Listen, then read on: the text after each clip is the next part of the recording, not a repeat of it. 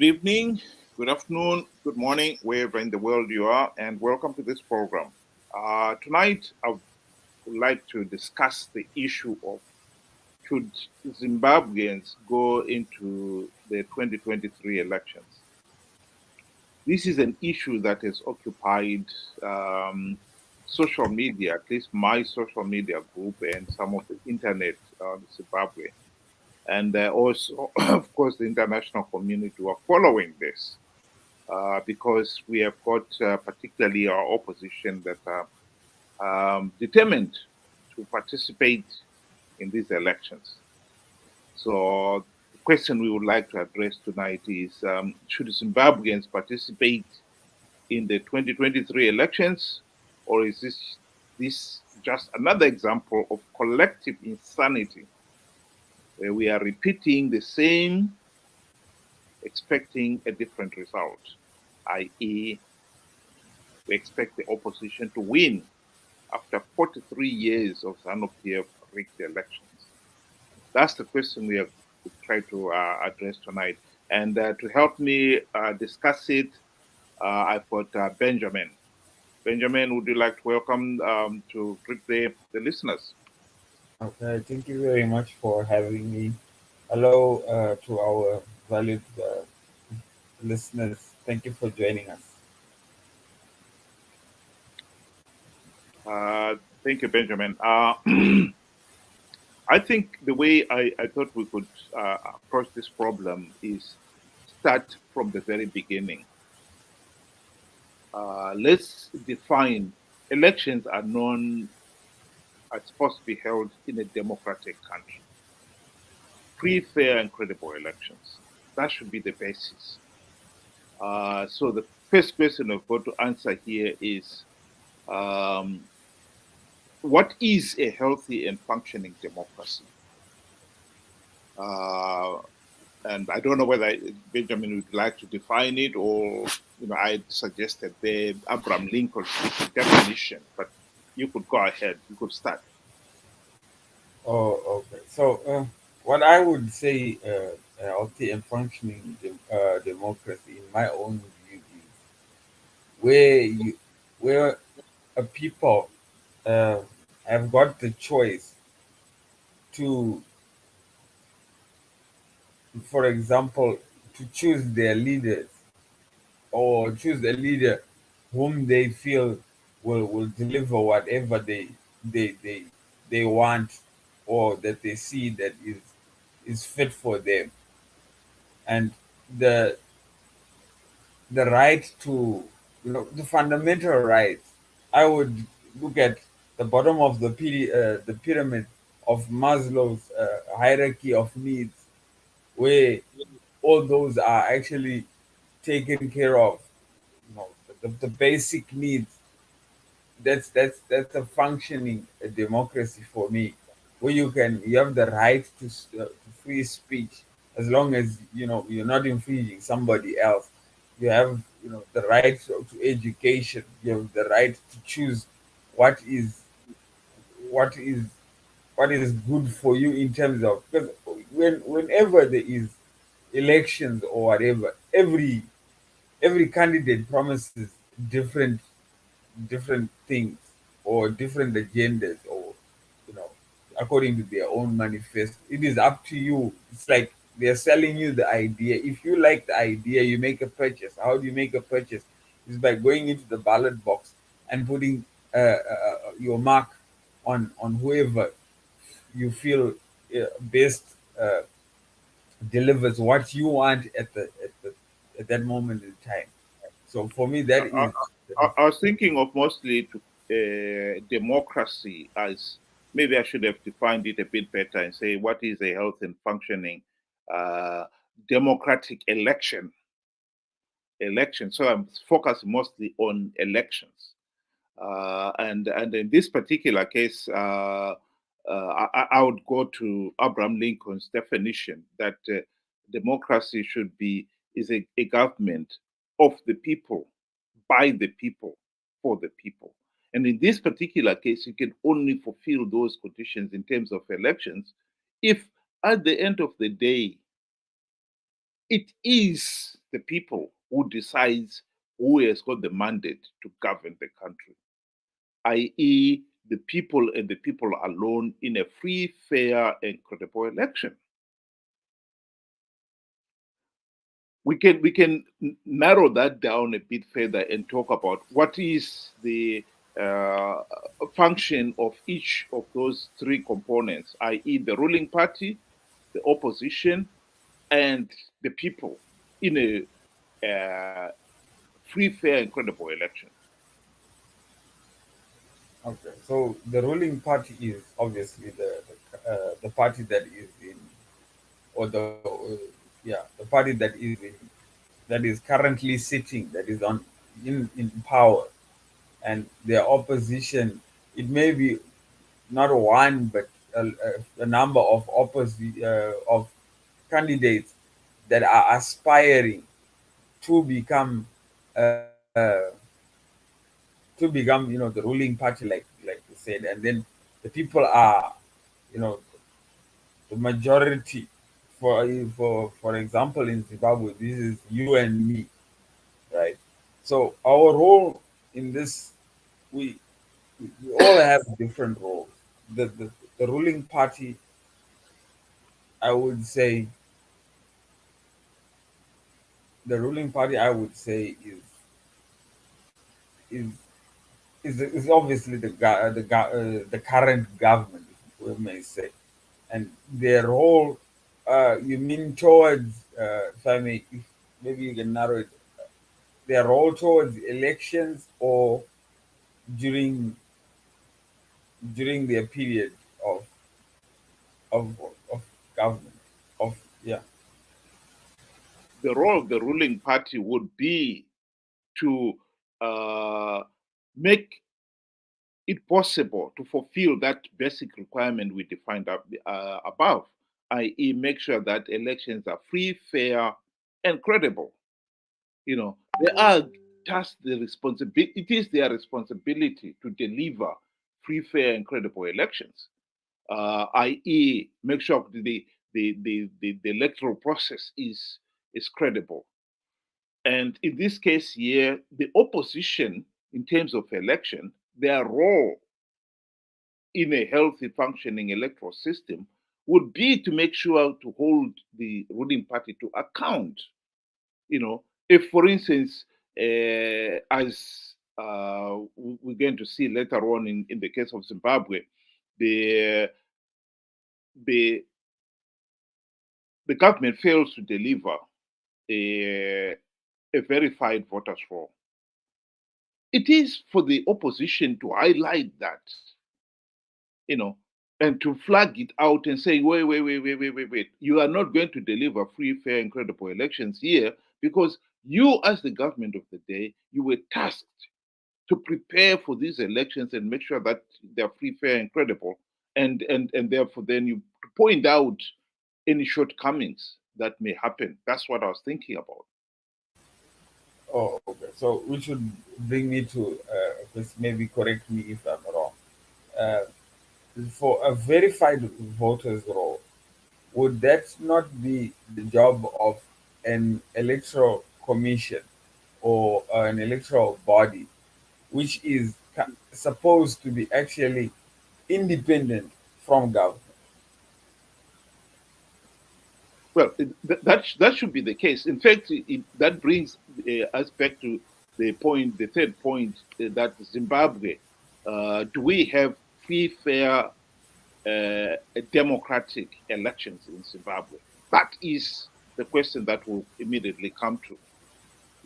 In this particular case, like we are talking about here in terms of the verified voters roll, if you cannot deliver a verified voters roll, the elections cannot be free, fair, and credible. If the election commission is not independent of, in this case here, the ruling party, they are not able to deliver free, fair, and credible elections. So the process cannot be considered to be free, fair, and credible. Yes, I would very much agree with you if you were to say that, because we have had so many experiences where the like from the previous court case that was between Zek and the ruling party when they were taken to court. It showed a lot of flawed uh, practices where you find some constituencies, the exact numbers, failures, rejects. It was just a big mess. So I really don't think we try to portray that we are a functioning democracy, but the truth of the matter is we fall far short of the word democracy. Before elections, there is always violence. People's names are taken down so that you know, you may not be able to receive any free food. Especially in the rural areas, you will not receive free food if you are not part and parcel of the ruling party, and there is there's violence. Obviously, people are always attacked. For example, the old people that were attacked recently, yet they were not even attending a meeting, but they'd actually gone to go and visit, their sick friend who had just returned, which is very, very, very, very bad. Uh, Well, so I think that point maybe to take it sequentially. I think Zimbabweans did struggle with trying to hold free, fair, and credible elections uh, since 1980. And I think by the late 1990s, most Zimbabweans came to the conclusion that as long as ZANU PF has hijacked all these institutions like ZEC, the police, and so forth, there will never be free, fair, and credible elections. And therefore, then the country was stuck with the ZANU PF dictatorship yes, because it rigged elections. And that yes, brings us to the point where, at that point, maybe you were not following or you're too young to follow the political discourse. But it was at that point that the clamor came out that we need to have democratic changes in the country if we're going to have free, fair, and credible elections. That is what led to the formation of MDC, the Movement for Democratic Change. The party was launched to answer the people's call to have democratic change in the country so that elections can finally be free, fair, and credible, so that we can go back to what we're talking about earlier on, where the people vote in a free, fair, and credible elections is the one that gives the party that will go into government the mandate to govern. yes. That is what is the basis of the movement for democratic change. Yes, I would like to actually believe, and I think I've always said in previous, recordings of that the names suggest, you know, it states itself is the movement for democratic change, but they have since decided to forget about that, and try and participate in these elections despite them saying they were there to bring the democratic change. And it's now 23. We are now 23 years down the line, and not even one democratic change has has not been implemented, but has not yet been tabled as well. Let us not forget they have not made any suggestion to any democratic change. I would totally agree with you. And I think in this particular case, maybe I would just add that they have had many opportunities to implement those democratic changes. So the most important point to emphasize there is that the people of Zimbabwe, since the launch of MDC in 1999, have risked life and limb to elect MDC members on the understanding they will deliver democratic changes. And like you correctly pointed out, after 23 years and counting, there is not even one democratic change that they've made. Not even one. And yet they've had many opportunities to do so. And the most, probably the best opportunity was during the GNU, the 2008 2009 global political agreement, and they failed to implement even one meaningful reform. But to go back to 2008, I think we should acknowledge those 2008 elections were a watershed in the sense that ZANU-PF showed some of its showed its true hand. The cheating was blatant. The wanton violence in 2008 was unbelievable.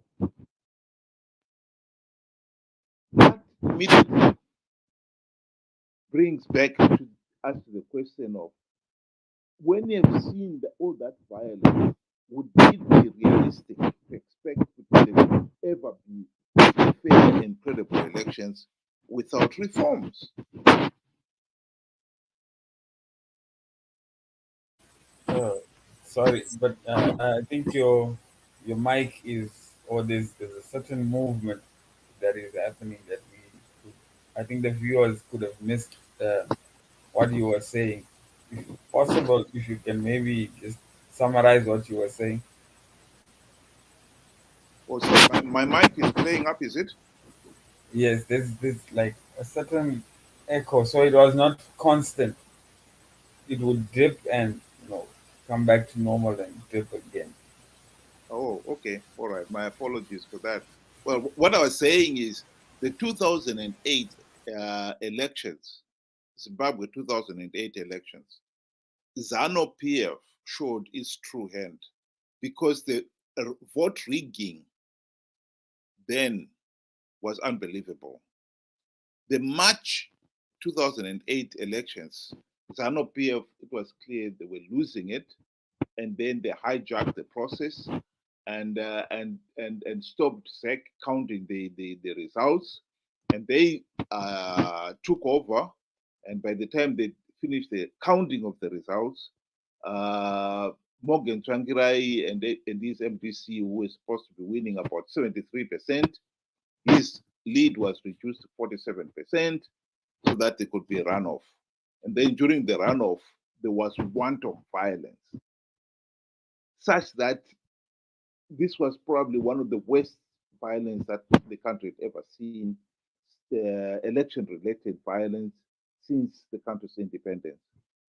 The question then we have got to ask ourselves at that point was is there any meaningful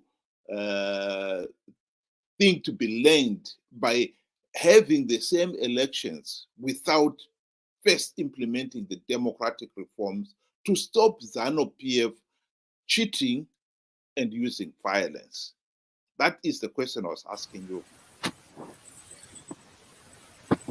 Going into an election, I mean, I would have expected back, and so as Sadak did also expect back in 2000 and heading into 2013 elections, that the MDC, which was the opposition, would have learned that from their previous mistakes, that ZANU-PF, which is the ruling government, the had the power to to change the figures.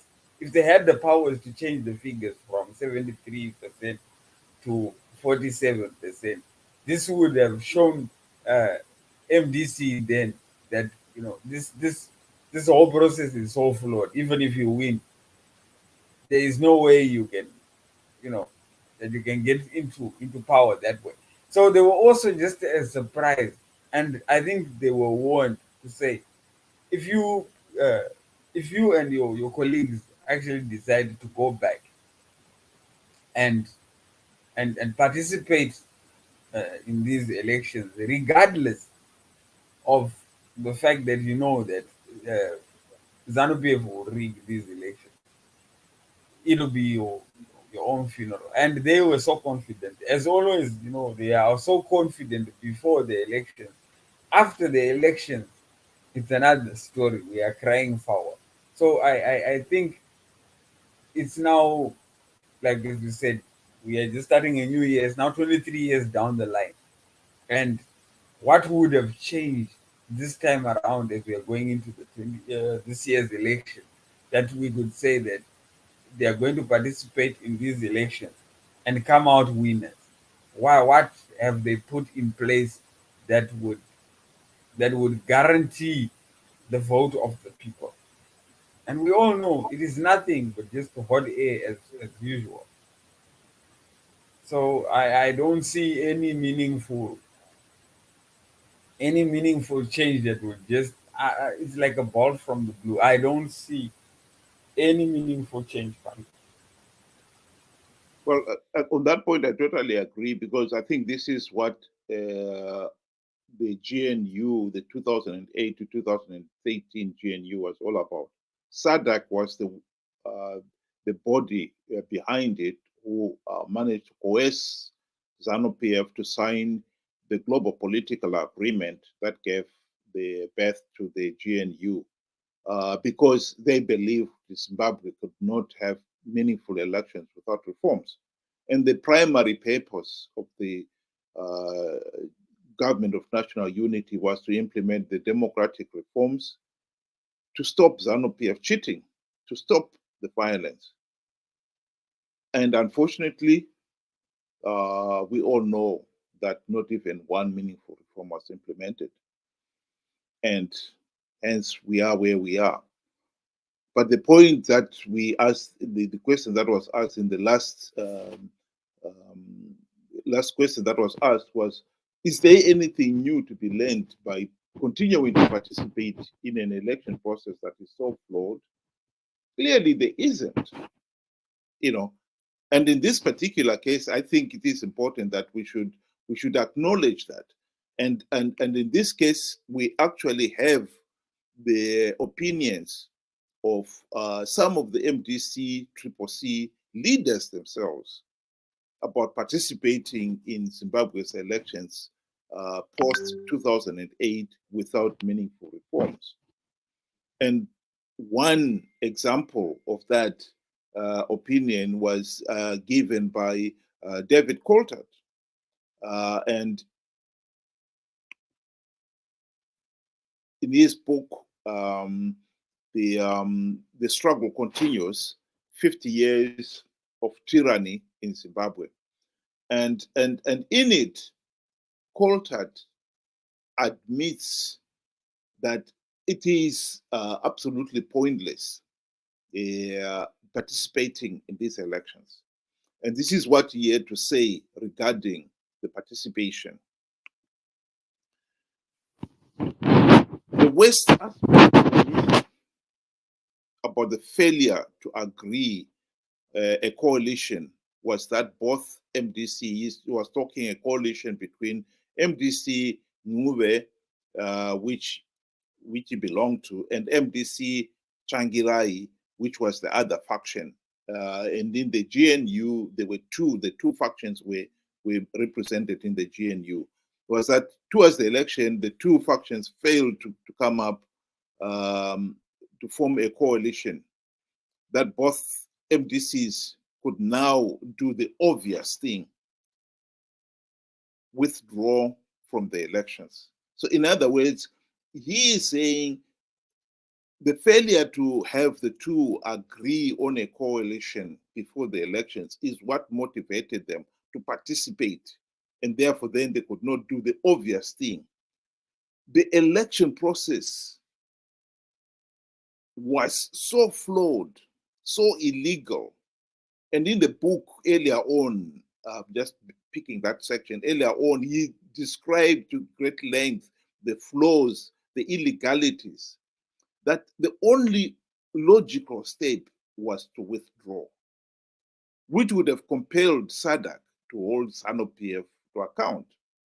But such was the distrust between the two, MDCT and MDCN, that neither would withdraw for fear the other would remain in the election, winning seats and, and giving the process credibility. In other words, both of them participated because both of them expected to win seats. And these are the seats that ZANU-PF has always given away to the opposition as to entice them to participate in these elections. So this is the reality. Even they themselves, the opposition, appreciated that the whole electoral process was flawed. And there was absolutely no meaningful reason to participate because you didn't stand a chance of winning anything. But they participated anyway, regardless, out of greed, because they wanted some of the seats that ZANU-PF was offering. So that, to me, says why the opposition is participating. And that is the truth. And that is the reason why, in this case, he is talking of 2023, but 2018, they repeated the same thing. And in fact, 2018, they had a coalition. Four of the main MDC factions did come together to form the MDC alliance, and they were joined by three other small parties to form the MDC alliance, which was led by our friend Nelson Chamisa. And they won, according to ZEC, about 42% of the votes, which showed that as the opposition, they were the main opposition, but they still went on to participate because they still wanted the seats that were being given away here. I think this is the heart of the problem, the way I see it. Yes, I would like to agree with you. If not greed, then what? Because I'm pretty sure uh, there would have been other mechanisms or other ways to stop this rigging from happening. Because it's been a reoccurrence, and some people would have learned by now that participating in this would only mean that we would have to go and uh, demonstrate after. We would have to go through court cases after, of which we would still lose. I was hoping by now they would have learned the lesson. Sometimes we may think that they are participating so that at least they are giving us a fighting chance. But in actual fact, this is not giving us a fighting chance, but always taking us back to square one from where we began from. Because after losing the election and giving the ruling party legitimacy, it is obvious we will be under that rule for the next 5 years, which is the term.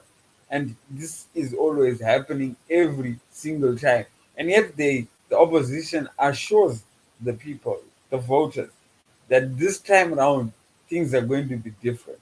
And I think us also as voters, we need to start to realize that it's all just hot air, and they have absolutely no plan to to secure the vote. Well, I was going to divide that actually into three sections. What do ordinary Zimbabweans in the rural areas think of participating in these elections? What do you think? I think a majority of people, whether rural or urban, uh, No, just vote. concentrate on the rural area. What do the rural voters think? The rural voters, obviously, the, from 2008 elections, we all knew that. Okay, let's say before 2008 elections, we all knew that the rural areas were ZANU PF stronghold. until we actually saw them vote otherwise. And that Yeah, was but do the rural voters know that they are participating in these elections and they're going to be rigged? yes, they know. That is very obvious. Everybody knows that these elections, regardless of whether urban or rural, they know that these elections will be rigged. Well, if the rural voters know that the elections are going to be rigged, are you saying they are still participating, expecting them to be rigged? They participate because the opposition promises them that they have a contingency plan in place. Just like now, uh, the MD, the Triple C, they have stated that they have a plan, protect your vote. They have got maps that are happening. They always have schemes, but do they hold water? No, I really don't think so. Well, I think the rural voters, it is important that people should understand. With some of the rural voters, they are not that naive when it comes to the acts of buy vote buying, intimidation. They're the ones who are frog marched to go and vote for ZANU PF. They know what is happening there, but they are totally helpless. If you are in the rural area and you are told that if you don't vote for ZANU PF, you'll be punished, you'll be stupid not to pretend that you can get away with it. And so the rural people should be understood. They have no say in this. Absolutely none. The urban, the level of control of the urban voters is totally different. NOPF does not have total control of the urban voters the same way they've got the rural voters. So the urban voters, why are they participating, in your opinion?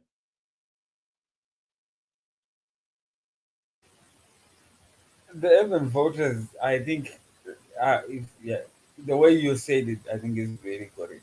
Probably the rural voters might have not, they might not have a choice. But then, what is what is our excuse as urban voters who should know much better, unless we are just followers? We do not really reason for ourselves, but just take somebody's word for it and just go.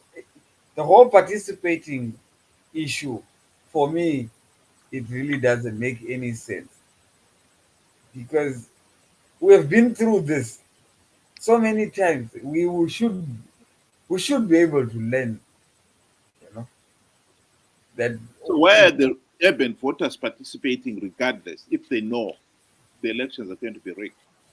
Do they know? That's probably maybe the first question we should yes, ask. I believe they know, because I've heard this statement being said.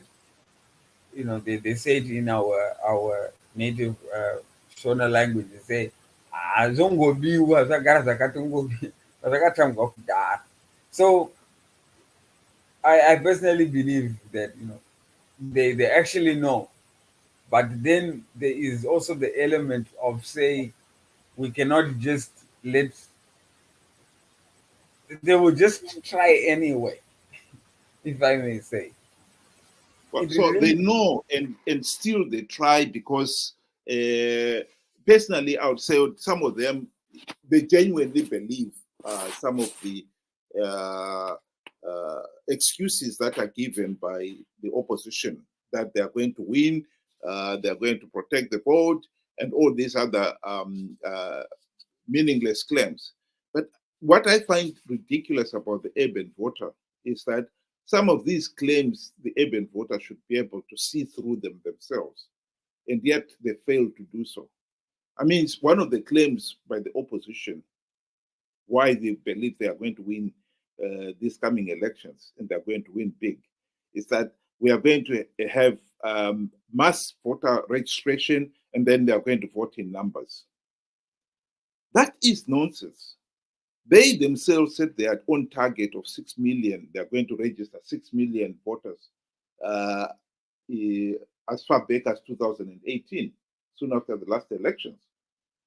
And as of May 2022, 4 years down the line, they'd only registered 250,000, 4%. So as an urban voter, you should be able to see through that. That is not going to work. So you were claiming you were going to win big because we're going to have mass voter registration, and you only register 4%. And the other one, which again, I would expect somebody in the urban center at least to have the intellect to be able to see through it, is the one that have just been circulating in some of my social WhatsApp group, where Mnangagwa is saying, when it comes to voting, we will have the village head in front, the ZANU-PF behind, and the people in between, and you go and vote.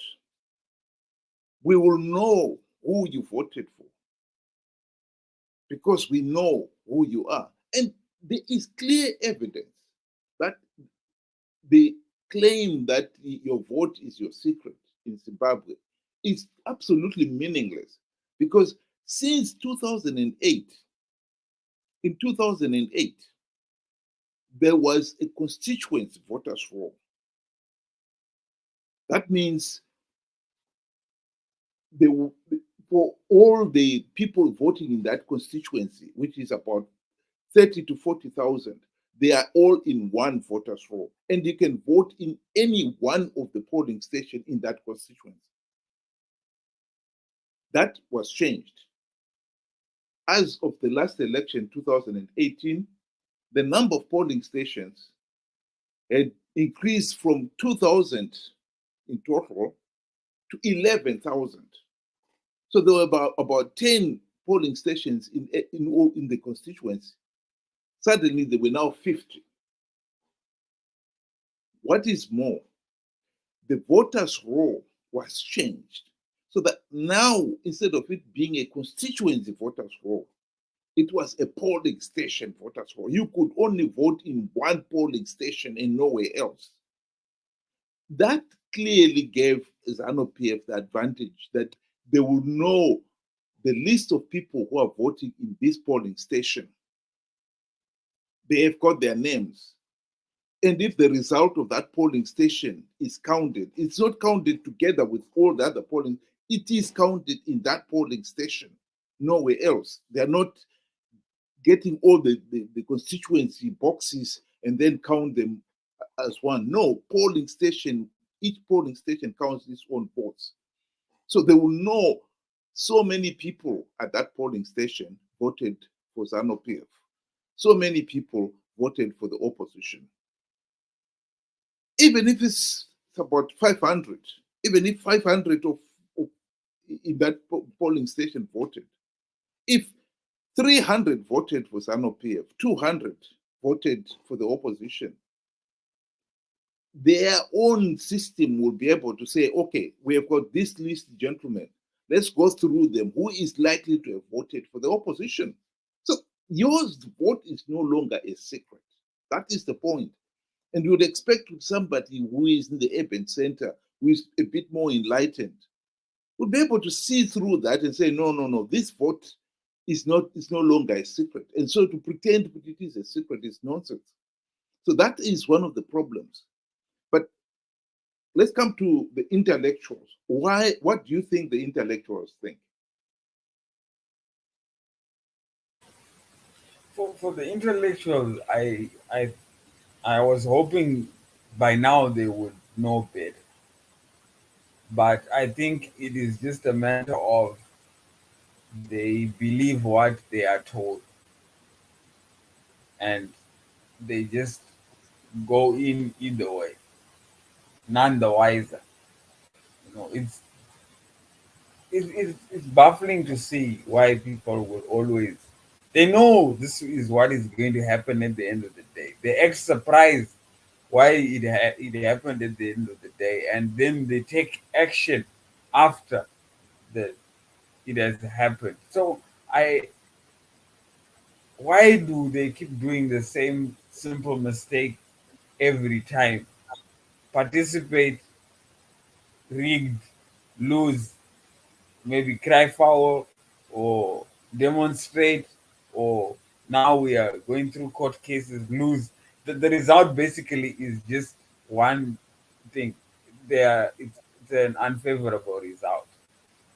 Why they continue doing that as urban voters, as people that are much more educated, if we may say, is, is absolutely astonishing. I've got no excuse for them. I thought they would have known, been the wise. I totally agree with you. I think it is actually a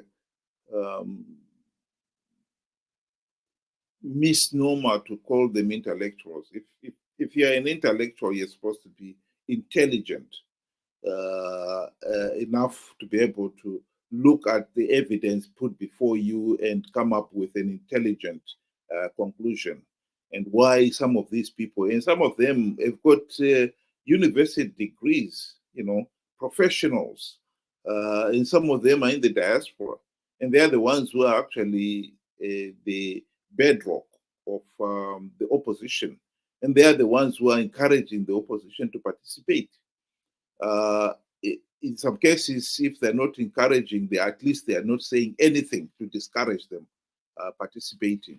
So we end up in this situation where the people who should be guiding the nation, the intellectuals, are no wiser than uh, you know the ill-informed um, urban generality. I think that is where the tragedy of Zimbabwe is. I totally agree with you that we will participate in these elections and we will know the morning after the election, the opposition will be coming up with excuses that ZANU-PF rigged the elections. But the reality is the opposition are participating. People like Tendai Biti, David Coulthard, and all these other leaders, they know ZANU-PF is rigging, but they are participating, like David Coulthard admitted in the book. They are participating out of greed. They also know that ZANU-PF is giving away a number of seats and to entice the opposition to participate. And as long as they get those seats, they will keep on participating. And in this particular case, they are participating to get those seats and hopefully to keep on increasing their share of the spoils of power. I think that is the tragedy of Zimbabwe. This debate, as far as I am concerned, we should not be having it. Not after 43 years of rigged elections. We should know that ZANU-PF is rigging these elections. We should be the ones who say, no, let's get the system cleaned up properly so that we've got free, fair, and credible elections. But unfortunately, the opposition who are benefiting from it are not doing that.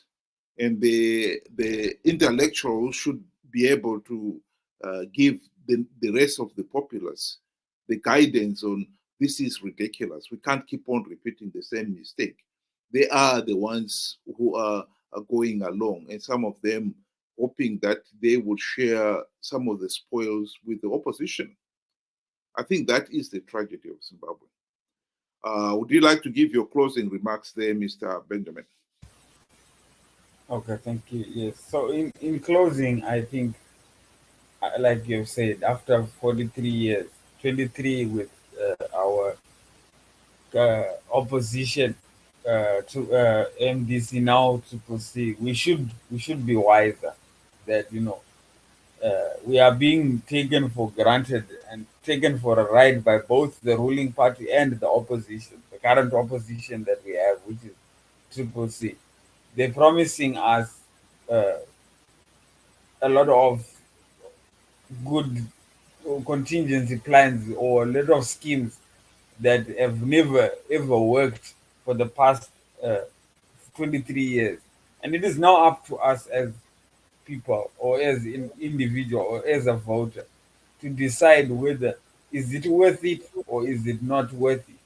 You know, sometimes just to have no position is a very good position because we we go there expecting the triple C to have a plan, and at the end of the day, they they are as clueless as I cannot explain the insanity of continuously doing the same thing and expecting a different result. I think they are doing it just because of greed. Secondly, they want to remain relevant and keep the status quo and be still named as the biggest Zimbabwe's biggest uh, opposition. Of which, if they are satisfied with that, it's their own. But we need change. Like how their name suggests, I'm sure if they were willing to be of the people, they would have brought about change by now. Thank you. Thank you very much, Benjamin. My closing remark would be that I think we need to expose that the truth that ZANU-PF is number one rigging these elections.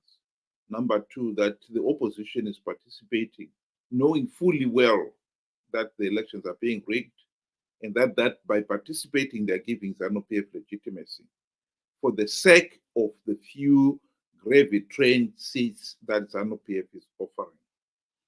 Those who pretend or refuse to see the facts, we cannot uh, continue to bury our heads in the sand as a nation. Everyone should know that. And the international community is well aware that this process is so flawed and so illegal that we would want to put pressure on them to make sure that they do not give the results, the resulting ZANU-PF victory legitimacy. That is our way out of this mess. There is a way out of this mess. Do not participate, denounce it, make sure that you expose the vote rigging, you expose the sellouts who are participating for the sake of their selfish small gains, 30 pieces of silver, so that this process is finally condemned. The ZANU-PF does not get legitimacy, and once we get to that point, we have got a chance of finally going back to the GNU and implementing the democratic reforms so that we have free, fair, and credible elections. At long last, we have free, fair, and credible elections. That should be our goal. And with that, I would like to thank the listeners and thank you very much, Benjamin, for joining in the chat. And good night for everybody. Thank you for having me. Good night, viewers.